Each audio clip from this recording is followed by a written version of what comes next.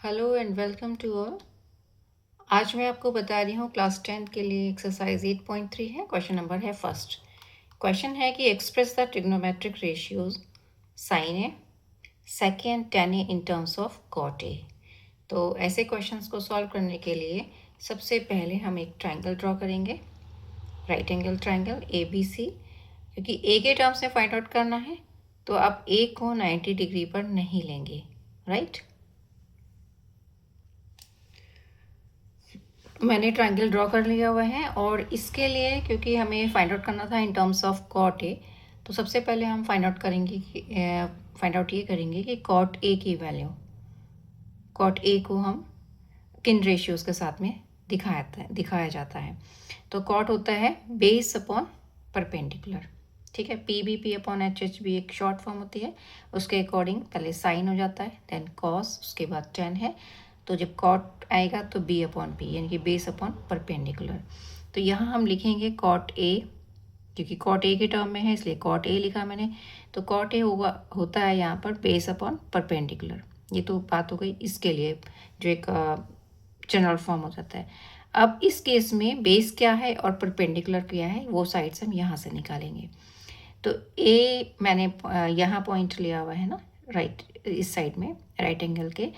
तो इसको बनाने वाली जो दोनों लाइंस होंगी, ठीक है ना, ए पॉइंट से आप जो एंगल बना रहे हैं, एक तो हो जाती है हाइपोटेनस जो कि 90 के अपोजिट होती है, और दूसरी जो साइड होगी that will be always base.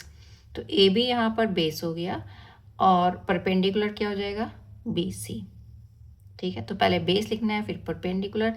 तो बेस हो गया यहाँ पर ए बी एंड परपेंडिकुलर हो गया यहाँ पर बी सी। इसके बाद क्या करना है, यहाँ जो कॉट ए लिखा है आपने, कॉट ए जिसके लिए आपको जिसके टर्म से बाकी वैल्यूज़ निकालनी थी, उसके नीचे आप लिख दीजिए, या ऐसे करिए इसको दोबारा से लिख लीजिए, cot A is equals to A B upon B C, ठीक है। तो कॉट के नीचे आप अगर 1 लगा लें कोई प्रॉब्लम तो नहीं है, लिख सकते हैं, सिंपल। अब यहाँ से कंपैरिजन करिए क्योंकि इक्वल में है, तो ए बी कॉट ए हो गया, तो ए बी के लिए हमने लिख दिया कॉट ए और बी सी के लिए लिख दिया हमने 1। कंपैरिजन कर रहे हैं, ठीक है ना, कॉट ए बी के इक्वल और 1 बी सी के इक्वल हो गया। तो अब यहाँ पर देखिए थर्ड साइड क्या बची इस ट्राइंगल में, ये बची ए सी। तो यहाँ पर हम ए सी निकालेंगे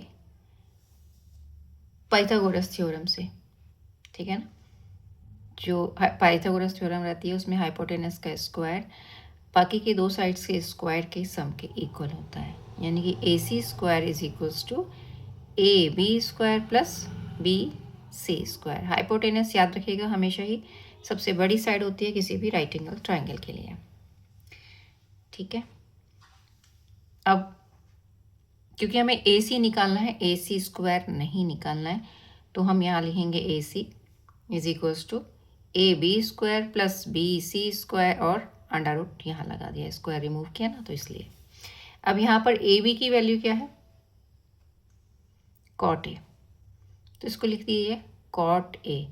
अब देखिए कॉट ए का होल स्क्वायर, मैं बताऊँ कि इसको हम कैसे चेंज करते हैं। बी सी कितना हो गया 1, तो 1 का स्क्वायर लिख दिया और under root as it is. जो आपने कॉट ए का होल स्क्वायर लिखा है ना, इसको लिखा क्या जाता है, ये तो बिगनिंग होता है, जब हम स्टार्टिंग में सीखते हैं तो इस तरीके से स्क्वायर दिखाते हैं, बट लिखा ऐसे जाएगा कॉट स्क्वायर ए, राइट। तो अब कॉट ए होल स्क्वायर की जगह लिखेंगे कॉट स्क्वायर ए। तो आप इसको लिख दीजिए आप कॉट स्क्वायर ए, और 1 का स्क्वायर क्या हो गया, सिंपली 1। इट मीन्स ए सी की वैल्यू क्या हो गई, कॉट स्क्वायर ए प्लस 1 या 1 plus cot square A under root, ठीक है ना। अब हमें फाइंड आउट करना था यहाँ पर साइन है। देखिए सब कुछ आपने यहाँ पर कॉट के टर्म में ही निकालना है, तो मैं ए सी में यहाँ लिख देती हूँ, मेरे पास वैल्यू आ रही है कॉट स्क्वायर ए प्लस 1 और अंडर रूट, ठीक है। अब अगर हमें साइन निकालना है, साइन ए, साइन का मतलब होता है perpendicular upon hypotenuse, P upon H होता है। परपेंडिकुलर हो गया 1, हाइपोटेनस हो गया कॉट स्क्वायर ए प्लस 1, या आप इसको 1 प्लस कॉट स्क्वायर ए भी लिख सकते हैं, कोई प्रॉब्लम नहीं है, ठीक है। 1 अपॉन अंडर रूट, ठीक है, 1 प्लस कॉट स्क्वायर ए। जब हमें निकालना है सेक ए, सेक क्या होता है, कॉस का रेसिप्रोकल तो एच अपॉन बी आएगा। हाइपोटेनस क्या है? Cot square A plus 1 upon B है यहाँ पर कॉट है, ठीक है। टेन ए निकालना है तो पी अपॉन बी, परपेंडिकुलर क्या है? ये है, और बेस क्या आ रहा है? कॉट है, ठीक है ना। तो जैसे भी आप वैल्यूज़ निकाल लेते हैं, क्विकली आप ये फॉर्मूला लिख लीजिए, sine cos tan then cot हो जाता है, ये सेक हो जाता है और ये कोसेक हो जाता है। तो उसके अकॉर्डिंग मैंने वैल्यूज़ लिख दी हैं। साइन ये आ रहा है 1 upon under root cot square A plus 1, sec हो जाता है hypotenuse upon base, so cot square A plus 1 upon cot A, and tan हो जाता है परपेंडिकुलर अपॉन बेस।